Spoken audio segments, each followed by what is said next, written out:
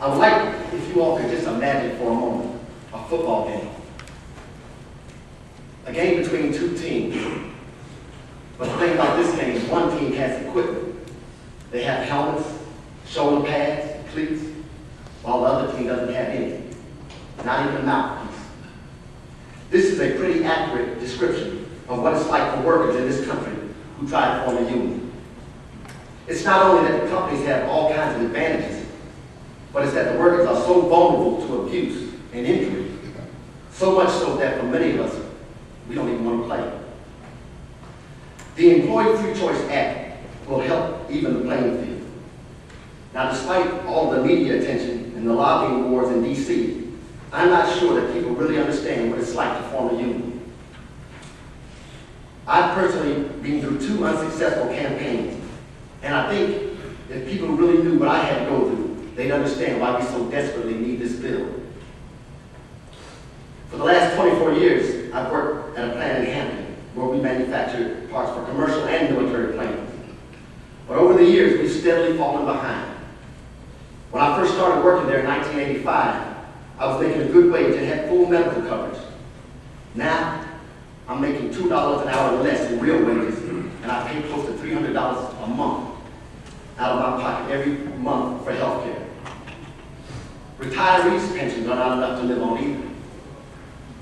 Sadly, we're witnessing too many retirees coming back to work as temps without any benefits at all when they should be enjoying time with their grandkids. I know I'd like to do that. You know, I once asked our manager, what would he do if he were in my shoes? What would you do if you didn't have any medical benefits when you retired? Or if your pay wasn't keeping up? If your insurance premiums were constantly rising, and then you had to witness just blatant favoritism in the plan. And on top of all that, you didn't have a say in anything. He couldn't even answer. But I'll bet if he did, he would say he would do what we try to do, and that's form a union. So we began forming a union with United Steelworkers. But the company fought back with a flood of misinformation and intimidation. You know, at the beginning of each shift, the company held stand-up meetings just bashing the union.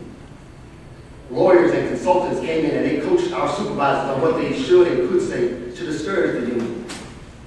You know, as the election approached, the company held mandatory meetings every other day where propaganda was just forced down our throats. You know, we sat through presentations with slides of misleading and inaccurate information about unions. They showed us films that always seemed to end with one actor telling another that a union just wasn't a good idea. And although 2/3 of us signed cards authorizing the union as our bargaining agent, after 2 months of this relentless campaign, we lost. Fear is a powerful thing. And to my company's credit, they know it works. The company won by constantly threatening that the plant could close, that our jobs could go overseas. Hearing that this could happen and that could happen, and everything was always negative. Well, hearing it over and over again, it just eventually ran its course. When your livelihood is at stake, it's harder to remember that anything is possible. I mean, a tornado could hit our plant and destroy it. It's possible, just not likely. But what made it even worse was that the company promised us that things would improve, things would change. They said, just trust us. We'll look out after you. You don't need a union. But nothing has changed. We're still living paycheck to paycheck, and our retirees are still just scraping by. You know, after the election, I was suspended without pay for 2 weeks.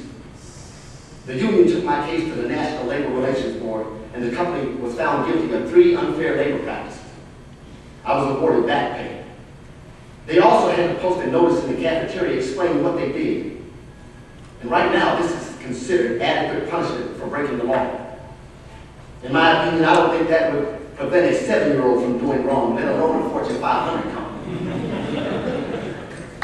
I am one of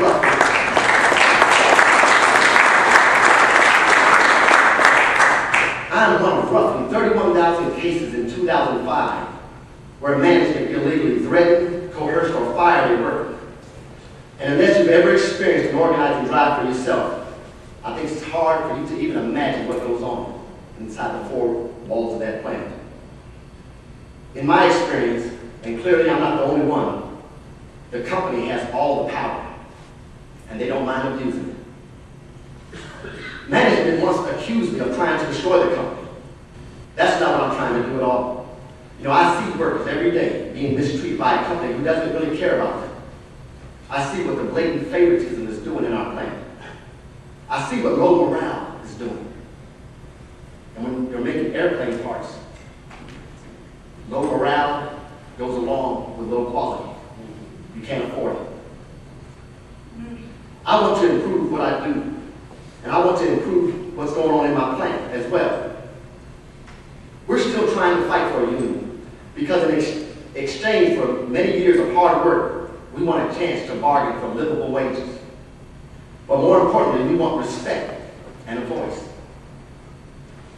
There's a saying that workers can either bargain collectively or beg individually. And I'm fearful that because of our economy, workers will be less likely to stand up individually. They'll believe that they're just lucky to have a job, and they'll take whatever kind of treatment, pay cuts or any other treatment that the company throws at them. And with our economy on the verge of a collapse, this is precisely the time to empower workers. Corporations know that it's easier to spread fear than it is to spread courage. You know, any movement like this requires people of courage to step out on faith and believe that there's got to be something better than what we're getting. The Employee Free Choice Act is built on 3 fundamental principles that will give us a fair shot. Number 1, workers should have a real choice in how they want to form their union. We had 66% card signing, but after 2 months of company abuse, we lost the election. I don't understand why my signature is good enough for me to buy a house. It's good enough for me to sign up and fight for my country.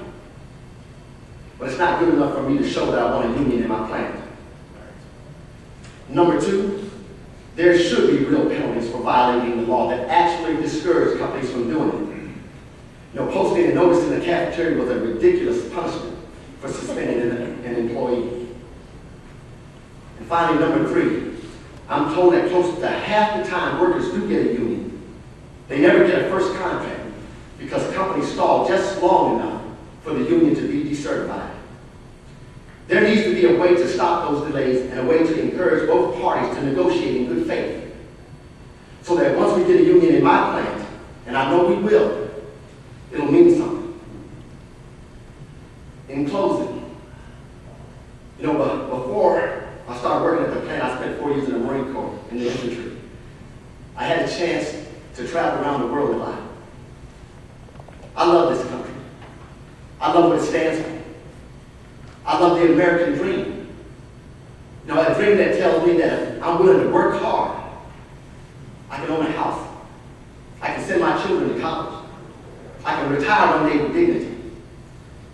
Now, I believe that the rights that we have in this country, including the right to assemble, were fought for.